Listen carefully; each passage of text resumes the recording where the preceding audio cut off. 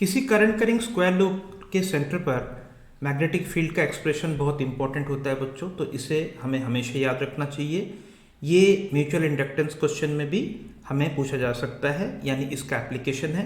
तो चलिए हम डिस्कस करते हैं कि किसी सिंगल टर्न स्क्वायर लूप के सेंटर पर मैग्नेटिक फील्ड कितना है, और इस फॉर्मूला को मैं बार बार कह रहा हूँ, आपको याद रखना है।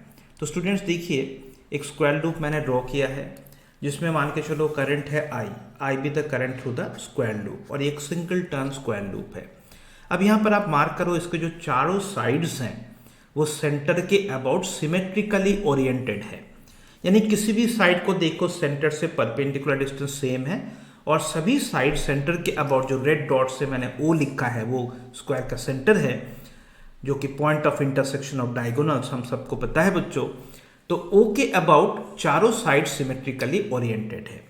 और अगर आप इन करंट्स के वजह से magnetic field at the centre इस रूल के अकॉर्डिंग अगर आप निकालेंगे तो आपको मिलेगा हर एक साइड पर जो करंट फ्लो है उस वजह से सेंटर पर मैग्नेटिक फील्ड क्रॉस यानी इनवर्स होगी।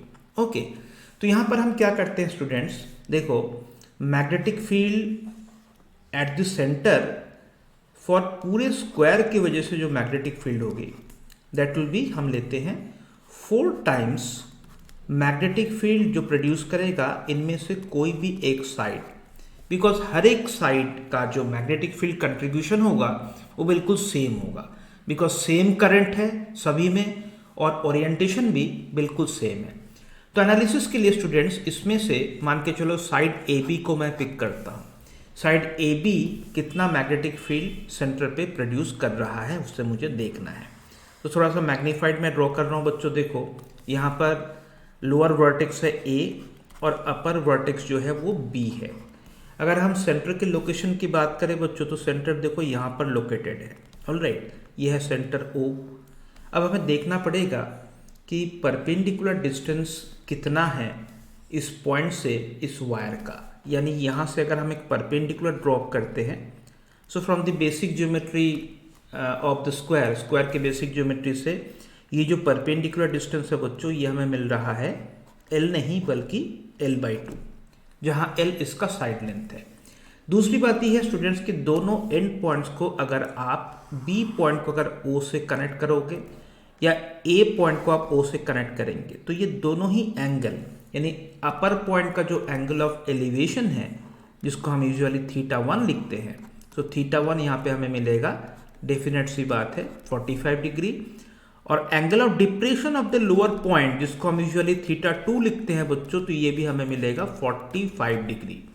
अब हम basic formula for magnetic field due to a definite sized wire, तो बच्चों magnetic field due to this side अगर हम लिखने की कोशिश करें तो हमें मिलेगा mu nought into current I, नीचे हमें लिखना पड़ेगा 4 पाई इंटू डी जो कि L/2 है, और ब्रैकेट के अंदर साइन 45 यानी 1/√2 प्लस साइन 45 अगेन 1/√2, 1/√2 प्लस 1/√2 कितना होगा स्टूडेंट्स, 2/√2 यानी √2। ओके, सो देखिए यहाँ पर हमें मिलेगा b due to a side mu nought I, denominator में बचेगा 2 पाई कैपिटल L और न्यूमरेटर में √2।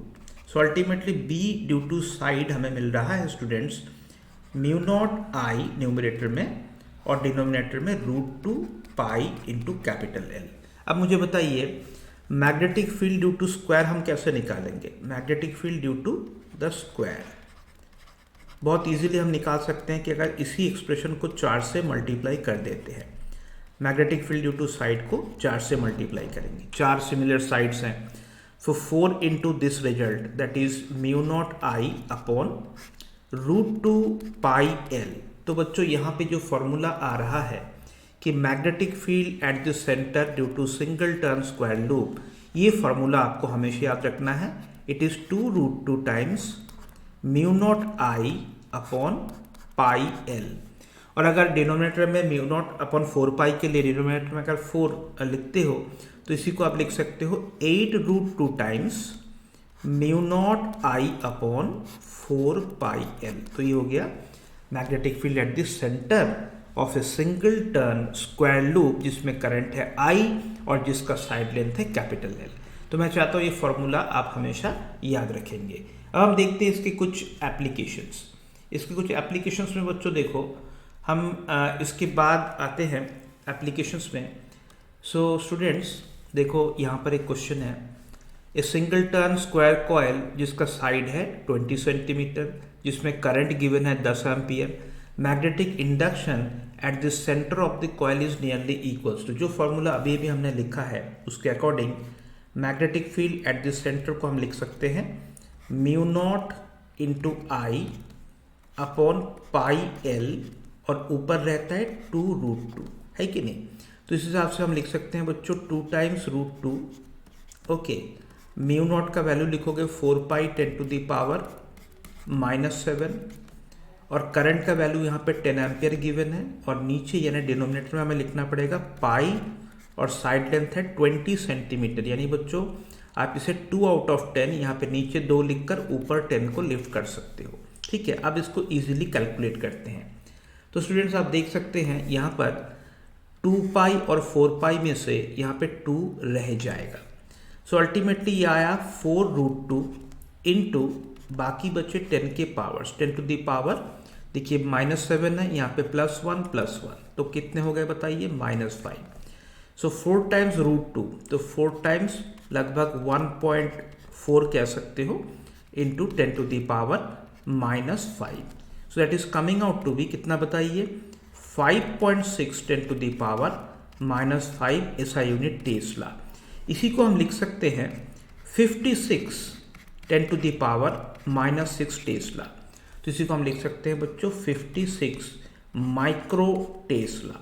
तो ऑप्शन में देखिए तीसरा ऑप्शन बिल्कुल सही है। ओके।